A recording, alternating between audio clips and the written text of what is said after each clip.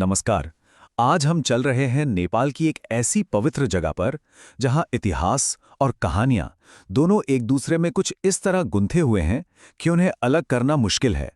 यहां एक तरफ हैं एक बहुत ही शक्तिशाली देवता और दूसरी तरफ एक प्राचीन राजवंश, और इन दोनों से जुड़ी कहानियां इस जगह को वाकई में बहुत रहस्यमयी बना देती हैं।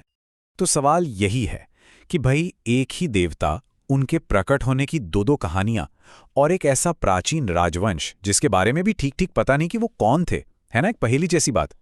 आज हम इसी पहेली की एक एक परत को खोलने की कोशिश करेंगे। तो चलिए शुरू करते हैं। तो सबसे पहले बात करते हैं इस पूरी कहानी के केंद्र की, और वो हैं सिद्धनाथ बाबा। ये कोई और नहीं बल्कि भगवान महादेव का ही एक रूप माने जाते हैं, और इनका जो पवित्र स्थान है वो नेपाल के कंचनपुर में एक जगह है, ब्रह्मदेव मंडी, वहां पर है।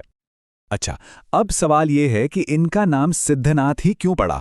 देखिए, ये नाम आया है सिद्धि शब्द से। सिद्धि का मतलब होता है आध्यात्मिक शक्ति। ऐसी मान्यता है कि इस जगह पर तप करने से, पूजा करने से सिद्धि मिलती है। तो आप समझ सकते हैं कि ये सिर्फ एक मंदिर नहीं है बल्कि आध्यात्मिक ऊर्जा का एक बहुत बड़ा केंद्र माना जाता है।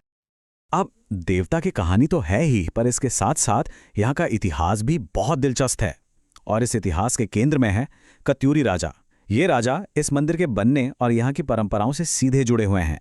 लेकिन मजे की बात यह है कि उनके अपने ही वंश को लेकर एक बड़ी बहस चलती आ रही है। और यहीं पर आकर ना कहानी थोड़ी उलझ जाती है।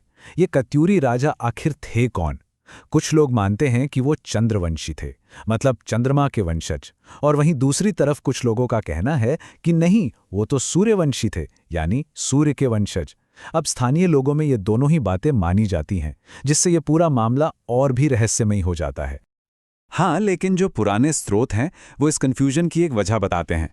एक थ्योरी ये है कि असल में कत्यूरी राजा सूर्यवंशी ही थे, पर हुआ ये कि बाद में उस इलाके में चंद राजाओं का राज आ गया। तो हो सकता है कि समय के साथ लोगों ने कन्फ्यूजन में उन्हें चंद्रवंशी कहना शुरू कर दिया हो। देखिए, इतिहास अक्सर ऐसी ही परतों में छिपा होता है। चलिए अब राजाओं और उनके वंश की बहस से थोड़ा आगे बढ़ते हैं और सुनते हैं यहाँ की लोक कथाएं। क्योंकि सिद्धनाथ बाबा यहाँ प्रकट कैसे हुए, इसे लेकर भी एक नहीं बल्कि दो बिल्कुल अलग अलग और बड़ी दिलचस्प कहानियां सुनाई जाती हैं। तो पहली कहानी जुड़ी है एक राजा के सपने से। कहते हैं कि एक बार राज्य में बहुत भयंकर महामारी फैली हुई थी। लोग परेशान थे। तभी एक कत्यूरी राजा को एक सपना आया। उस सपने में उन्हें एक पीपल और एक बेल के पेड़ के बीच साक्षात देवी और बाबा के दर्शन हुए, और बस उसी सपने से प्रेरणा लेकर राजा ने ठीक उसी जगह पर देवता की स्थापना करवा दी। पर एक दूसरी कहानी भी है, और वो इससे बिल्कुल अलग है। इस कहानी के हिसाब से यहाँ किसी राजा ने कोई स्थापना नहीं की, बल्कि बाबा तो खुद अपनी मर्जी से इस जगह पर प्रकट हुए थे, और जब वो प्रकट हुए तो उनका नाम चंद्रेश्वर महादेव था। अब कहानी में एक और बहुत ही अहम कड़ी जुड़ती है, और वो है सिद्धेश्वर महादेव का शक्तिशाली देवी पूर्णगिरि माता के साथ एक बहुत ही पवित्र रिश्ता। यकीन मानिए, ये कनेक्शन इस जगह के महत्व को कई गुना बढ़ा देता है। तो देखिए, पूर्णागिरि माता की शक्ति को समझने के लिए ये जानना जरूरी है कि ये एक शक्तिपीठ है। शक्तिपीठ यानी वो पवित्र जगह जहां देवी सती का कोई अंग गिरा था, और यहाँ के बारे में कहा जाता है कि यहाँ देवी सती की नाभि गिरी थी। एक मान्यता ये भी है कि सिद्धेश्वर महादेव भी मां के साथ ही यहाँ प्रकट हुए थे, जो दिखाता है कि दोनों के बीच कितना गहरा संबंध है। और यही कहानी का सबसे जरूरी हिस्सा आता है। कहते हैं कि देवी ने महादेव को एक वरदान दिया, जो आज भी भक्तों के लिए एक तरह का वादा है। उन्होंने कहा, जो कोई भी पहले मेरे दर्शन करेगा और फिर आपके दर्शन करेगा, उसकी हर मनोकामना सिद्ध होगी। बस इसी एक वरदान ने एक पूरी की पूरी पवित्र तीर्थ यात्रा को जन्म दे दिया। तो इन सब बातों से हम क्या समझें? एक तरफ इतिहास की बहस है, दूसरी तरफ दो अलग अलग लोक कथाएं हैं, और फिर एक दिव्य वरदान भी है। ये सारी चीजें जब एक साथ मिलती है ना, तो उस जगह की एक अलग ही पहचान बनती है।